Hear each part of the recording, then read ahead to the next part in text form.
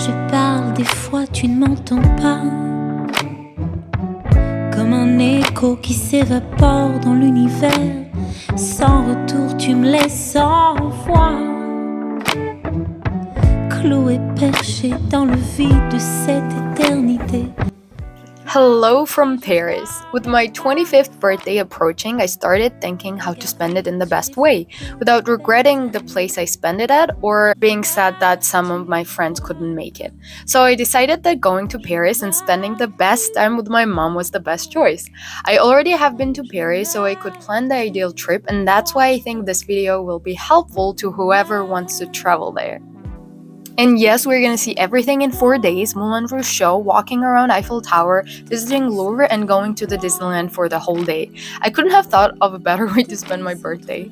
So let's begin. Our hotel was 10-minute walk from the Louvre Museum. We love walking, so the whole city we just walked. First of all, we visited this busy and beautiful street that was right at our house and started buying sweets. Then we found a restaurant we liked and ordered a duck. After eating well, we started walking to Sacré-Cœur with gorgeous Parisian streets. And oh my, Paris is really so beautiful. If you haven't yet, I would recommend to see the movie Midnight in Paris. It is amazing and it's just magical and will make you want to just walk around Paris streets for hours. Since it is my birthday, surely we needed a special cake to go to a special place and blow the candles. So we went into this fancy cake place and chose to buy a yellowish fish cake. Personnel there were very professional and told me all about the cake and its taste. They were really nice because they wished me a happy birthday in my own language and sang happy birthday to me. By the way, of course the cake didn't taste like fish. It just had a fish paste inside that gave a tint of saltiness, I think? I don't know, I'm not explaining well, but it was very delicious. Now we needed to find a special place to blow the candles. We would definitely find such a place on Montmartre. This region of Paris is covered in fog of art. On top of this hill we will find Sacré-Cœur. It is a Catholic church and it is dedicated to the Sacred Heart of Jesus. After the Eiffel Tower, this is the most famous sightseeing spot and you can see the whole city from here. Its construction began in 1875 and continued for 40 years under 5 different architects. Since the location included land belonging to the local government as well as private owners, the French Parliament assisted in securing the site by declaring that the construction of the basilica was in the national interest. Guys, I probably can't describe this moment appropriately, but imagine that you're inside a fairy tale, inside the clouds of your dreams, and you feel free, grateful, and happy.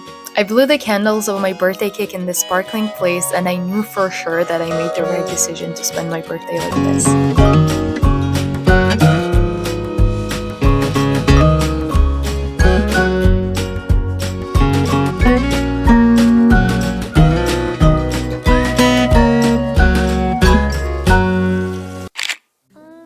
Now we started walking to Moulin Rouge, which directly translates to Red Mill. It was founded in 1889 by Charles Zidler and Joseph Euler. The original venue was destroyed by fire in 1915 and it reopened in 1925. Moulin Rouge is best known as the birthplace of the modern form of can-can dance. Originally, it was introduced as a seductive dance by courtesans who operated from the site. Then can-can dance revenue evolved into a form of entertainment of its own and led to introduction of cabarets across Europe. So here we are, we left everything at the entrance, even my cake, and went into the main room. Before the show started, we were listening to live music. You could buy a ticket with champagne included, but you could also order anything from the menu when you are seated, so this was more convenient. Of course, the actual show cannot be filmed, so I don't have any videos of the performance, but it was so pretty and the costumes were incredible. I especially liked the show with 2 acrobat men. I didn't even know they did this. And in the end, of course, it all finished with the dance of can-can. When we got home, we finally cut the cake and it was honestly delicious. Good morning from Paris. Today we will see everything that people come to see in Paris. Non-ending walking in the streets, Champs-Élysées, shopping, Notre Dame, Eiffel Tower, Arc de Triomphe, bridges, and the palace. Today we are starting from Pompidou Center. Here you can see the artists from Fauvism, Cubism, Surrealism, and Abstract Expressionism. Near Pompidou Center you can also see the Fountain of Stravinsky, where there are strange, colorful sculptures. I was excited to see this place because I remember it from when I was in elementary school, from the art book that we had. So, I really suggest you always walk when you're in a new city, even if it is an hour walk, because this way you will discover cute little details, or find a store with big sales on the clothes you like, or stumble upon a small corner bookshop that sells a very special edition of The Little Prince. Now I will tell you some fun facts about Paris. You probably know this one, but the Eiffel Tower is the most visited monument in the world, though it was originally built as a temporary installation. Paris was once called Lutetia. The Mona Lisa was once stolen from the Louvre Museum and recovered 2 years later. Paris gained the nickname City of Light during the Enlightenment. Women weren't legally allowed to wear trousers in Paris until recently, like 2013. They, of course, were wearing pants before this, but technically there was a law that you should have asked the police before wearing it. The cocktail Bloody Mary was invented in Paris. Each year, a bakery wins the title of the best baguette in Paris and delivers it to the French president for a year. There are no stop signs in Paris. You can walk across Paris on foot north to south in 2 hours and 15 minutes. So again, walking in Paris is a blast and don't not do it. I was very happy that this time I could see the Notre Dame from inside too, because the last time I was here it was newly burnt down and obviously I couldn't get near. Notre Dame is considered one of the finest examples of French Gothic architecture, and it is dedicated to the Virgin Mary. Actually, this cathedral stands on the island in the River Seine. The construction began in 1163, but unfortunately in the 1790s, during French Revolution, Notre Dame suffered extensive desecration. Much of its religious imagery was damaged or destroyed. In the 19th century, the cathedral hosted the coronation of Napoleon. And in 1831, the publication of Victor Hugo's novel The Hunchback of Notre Dame saved the cathedral, because it got popularized and then restored. Also on this island, 2 minutes walk, there is another Catholic church, Sainte-Chapelle, which is a royal chapel in Gothic style. It was within the residence of the kings of France until the 14th century. Somehow I never see people talk about it, but it is very fascinating, and it is considered among the highest achievements of Renaissance period of Gothic architecture, so I think you should give it a chance.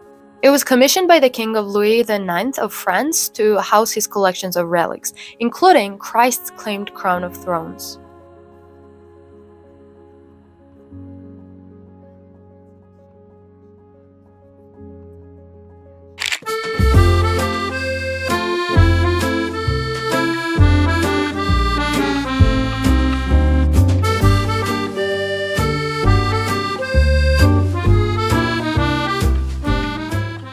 After this, we went to the Élysée Palace, where I definitely confused the guard because I went to them and asked how I could get in. And one of them was, "Oh, you live here?" And I'm like, no, I just want to see it. He told me only people who live there could go in. And I got more confused. I'm like, okay, does it have another entrance? And he told me how to get there. And then I had the similar conversation with the guard there, except this latter gentleman explained that the palace was not open to public. I laughed a ton about it, but to be fair, palace does open for public, but only for a week in September. I was just a couple of months off. The Élysée Palace is the official residence of the President of France. It was completed in 1722. The name, of course, derives from the Elysian Fields, the place of the blessed dead in Greek mythology. After this, we walked towards the Bridge of Alexander III. We arrived there in time for a sunset and it was just gorgeous. The bridge connects Champs-Élysées quarter with those of the Invalides and Eiffel Tower. It is referred as the most extravagant bridge in the city. It has nice looking sculptures on the bridge, and it is actually named after the Alexander III of Russia, who concluded the Franco-Russian alliance in 1892. His son Nicholas II laid the foundation stone in 1896. With this bridge, we're going to the House of Invalids. It's a complex of buildings containing museums and monuments. Louis XIV initiated the project in 1670 to create a home and a hospital for aged and disabled soldiers, the veterans of his many military campaigns. Now it's time to walk down the most famous street on Champs-Élysées. The time was perfect since the sky is colored in pale orange and we can reach the Arc de Triomphe while eating incredible macarons. I love macarons so much, especially newly baked in France. I could eat them for lunch and dinner. And did you know that macarons have actually Italian origins? Honestly, it is not surprising at all. I think Italians have so much in the kitchen that they just let France have the sweets. But in reality, I do think that French people perfected macarons. You probably recognize this because now New York City also has one. Now let's talk about the Arc de Triomphe for a bit. It is situated in the intersection of three districts, 16th, 17th, and 8th. It was commissioned to honor those who fought and fell for France during French Revolutionary and Napoleonic Wars. Beneath its walls lies the tomb of the unknown soldier from the First World War, marked by an eternal flame commemorating unidentified fallen soldiers. I'm pretty sure that the book by Erich Maria Remarque named Arc de Triomphe played a huge role in popularizing this place. And the last place we saw on our second day in Paris is the Night Eiffel Tower. As you can see, it is wonderful to see even from the streets. My favorite place is the corner before you see the tower in the center. It is very sudden, and if you don't know that it's there, you're shocked. That's what happened to me when I came here for the first time. I think we saw a big chunk of Paris today, though we have much more to go. We're gonna go to Disneyland and spend the whole day there, the happiest place on earth. And we're definitely visiting some of the biggest museums in the world, like the Louvre and Orsay Museum. And we're gonna walk around the streets of Paris some more. You're gonna see all this in my next video. But before that, if you have any questions about anything related to this trip, please let me know in the comments below. And I hope you enjoyed the video, and don't forget to always dream, because dreams eventually do come true. Goodbye!